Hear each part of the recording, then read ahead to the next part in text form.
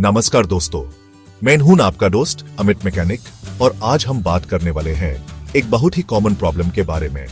कभी आपकी गाड़ी के डैशबोर्ड पर चेक इंजन लाइट जली है, स्कैन करने पर P0406 एरर कोड आया है, तो घबराने की कोई बात नहीं। यह कोड आपको बता रहा है कि गाड़ी के एग्जॉस्ट गैस रिसर्कुलेशन यानी EGR सेंसर के सर्किट में कोई गड़बड़ है। आसान भाषा में समझें तो इंजन का कंप्यूटर, जिसे हम ECM कहते हैं, उसको EGR सेंसर से जो सिग्नल मिलना चाहिए वो बहुत ज्यादा हाई मिल रहा है। इसका मतलब ये नहीं कि सेंसर ही खराब है, प्रॉब्लम कहीं और भी हो सकती है। ये कोड सिर्फ एक इशारा है, एक क्लू है जो ह्यूमन प्रॉब्लम की जड़ तक पहुंचने में मदद करेगा। तो ये EGR सिस्टम आखिर है क्या? दोस्तों, EGR का पूरा नाम है एग्जॉस्ट गैस रिसर्कुलेशन। यह सिस्टम इंजन से निकालने वाले धुएं यानी एग्जॉस्ट गैस का एक छोटा सा हिस्सा वापस इंजन के अंदर भेजता है।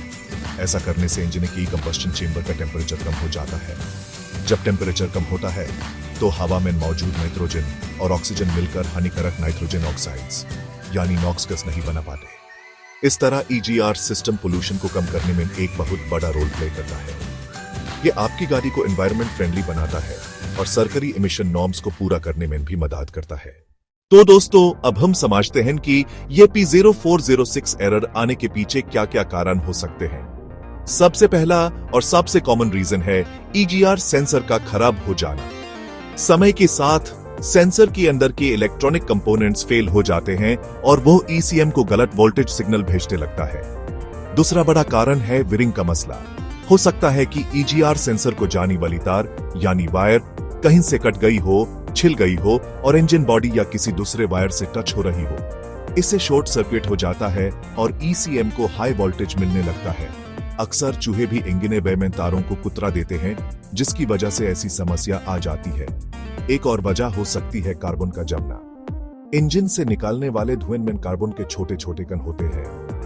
धीरे धीरे ये कार्बन EGR वाल्व और उसके आसपास के पैसेजेस में जम जाता है। जब कार्बन बहुत ज्यादा इकट्ठा हो जाता है तो वो EGR वाल्व के पिंटल को यानी उसके अंदर के मूविंग पार्ट को खुली हुई पोजीशन में अटका देता है। जब वाल्व अटका हुआ है तो सेंसर हमेशा हाई रीडिंग ही भेजेगा, भले ही ECM यूज बैंड करने का सिग्नल दे रहा हो।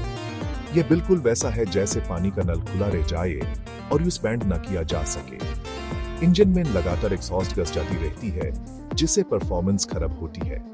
इसके अलावा कभी कभी प्रॉब्लम ECM में भी हो सकती है, लेकिन ऐसा बहुत कम होता है। एक और चीज है ग्राउंड वायर का आना। हर सेंसर को ठीक से काम करने के लिए एक अच्छा ग्राउंड कनेक्शन चाहिए।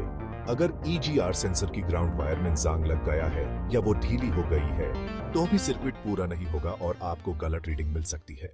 चलिए दोस्तों, अब प्रैक्टिकल काम की बात करते हैं। EGR सेंसर और उसकी वायरिंग को चेक कैसे करें।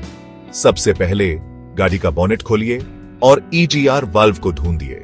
यह आमतौर पर इंजन के टॉप पर या साइड में इनटेक मैनिफोल्ड के पास लगा होता है। इस पर एक इलेक्ट्रिकल कनेक्टर लगा होगा। सबसे पहला स्टेप है इस कनेक्टर को ध्यान से देखना। चेक करें कि कहीं वो टूटा हुआ या जला हुआ तो नहीं है। कनेक्टर को निकालकर उसके अंदर की पिंस को देखें। क्या उन पर जंग लगा है या वो टीली यानी बेंट है? अगर हाँ, तो एक कॉन्टैक्ट क्लीनर स्प्रे से यूज साफ करें और एक छोटी सुई से पिंस को सीधा करने की कोशिश करें। दूसरा स्टेप है विरिंग को चेक करना। कनेक्टर से लेकर जहां तक तारें जा रही हैं, उन्हें ध्यान से देखें।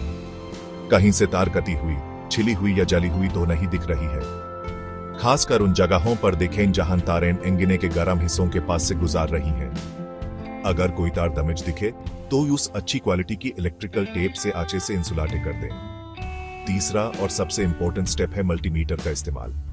इससे हम पता लगा सकते हैं कि प्रॉब्लम सेंसर में है या विरिंग में। गाड़ी की चाबी को ऑन पोजीशन पर रखें, लेकिन इंजन स्टार्ट न करें। EGR कनेक्टर को निकाल लें। इसमें आपको 3 या 5 तारें मिलेंगी। मल्टीमीटर को DC वोल्ट्स पर सेट करें। मल्टीमीटर की काली यानी ब्लैक प्रोब को बैटरी के नेगेटिव टर्मिनल पर रखें और लाल यानी रेड प्रोब से कनेक्टर की हर पिन पर वोल्टेज चेक करें। एक पिन पर आपको 5 वोल्ट मिलने चाहिए। यह रेफरेंस वोल्टेज है जो ECM से आता है। एक पिन पर आपको ग्राउंड यानी 0 वोल्ट मिलना चाहिए। अगर रेफरेंस वोल्टेज और ग्राउंड ठीक है तो अब सेंसर को चेक करने की बारी है। कनेक्टर को वापस सेंसर पर लगा दें। अब मल्टीमीटर की रेड प्रोब को सिग्नल वायर पर लगाएं इसके लिए आपको वायर के पीछे से सुई डालनी पड़ेगी, जिसे बैक प्रोबिंग कहते हैं। अब किसी दोस्त से गाड़ी को स्टार्ट करने और हल्के से रेस देने को कहें। जैसे जैसे रेस बढ़ेगी, ईजीआर बल्ब खुलेगा और मल्टीमीटर पर वोल्टेज बदलना चाहिए। अगर वोल्टेज 5 वोल्ट पर ही अटका हुआ है और बिल्कुल नहीं बदल रहा, तो इसका मतलब है कि सेंसर 100% खराब है और यूज बदलने की जरूरत है। तो दोस्तों, हमने प्रॉब्लम को ढूंढ भी लिया और ठीक भी कर लिया, लेकिन सबसे अच्छी बात तो यह है कि आगे से यह प्रॉब्लम आए ही ना। इसके लिए कुछ आसान टिप्स हैं जो आप फॉलो कर सकते हैं। सबसे पहली और जरूरी चीज है रेगुलर सर्विस। अपनी गाड़ी की सर्विस हमेशा टाइम पर करवाएं। सर्विस के दौरान इंजन ऑयल, एयर फिल्टर और फ्यूल फिल्टर टाइम पर बदलने से इंजन साफ रहता है। जब इंजन साफ रहेगा तो धुएं में कार्बन कम बनेगा और ईजीआर बल्ब में जमने का खतरा भी कम हो जाएगा। दूसरी टिप है अच्छी क्वालिटी का फ्यूल इस्तेमाल करना। सस्ते के चक्कर में कहीं से भी पेट्रोल या डीजल न डलवाएं। अच्छी क्वालिटी के फ्यूल में एडिटिव्स होते हैं जो इंजन के अंदर के पार्ट्स को साफ रखने में मदद करते हैं। इससे कार्बन डिपॉजिट कम बनता है और आपका ईजीआर सिस्टम लंबे समय तक अच्छे से काम करता है। कभी कभी 6 महीने या साल में एक बार फ्यूल सिस्टम क्लीनर का इस्तेमाल करना भी फायदेमंद हो सकता है। तीसरी सलाह है गाड़ी को सिर्फ शॉर्ट ट्रिप्स के लिए इस्तेमाल न करें। अगर आप अपनी गाड़ी को रोजाना सिर्फ 2 या 3 किलोमीटर के लिए चलाते हैं तो इंजन कभी अपने अच्छे ऑपरेटिंग टेम्परेचर तक नहीं पहुंच पाता है। इसे इंजन के अंदर नमी यानी मॉइस्चर और कार्बन ज्यादा बनता है, जो ईजीआर बल्ब जैसे पार्ट्स के लिए अच्छा नहीं है। हफ्ते में कम से कम एक बार गाड़ी को हाईवे पर 15 या 20 किलोमीटर तक जरूर चलाइए। इससे इंजन अच्छे से गर्म हो जाता है और अंदर जमा हुआ कार्बन और कचरा जलकर निकल जाता है। इसे इटालियन ट्यून अप भी कहते हैं। आखिरी और सबसे जरूरी बात, अपने इंजन बे को साफ सुथरा रखें। जब भी गाड़ी धुलवाएं तो इंजन बे की भी सफाई करें। साफ इंजन बे में आपको कोई भी लीक या कटी हुई तार आसानी से दिख जाती है। साथ ही चूहे भी गंदे और भरे हुए इंजन बे में घर बनाना पसंद करते हैं। एक साफ इंजन बे आपको आने वाली परेशानियों से बचा सकता है। तो दोस्तों, 0406 कोड से देने की जरूरत नहीं है। थोड़ी सी जानकारी और रेगुलर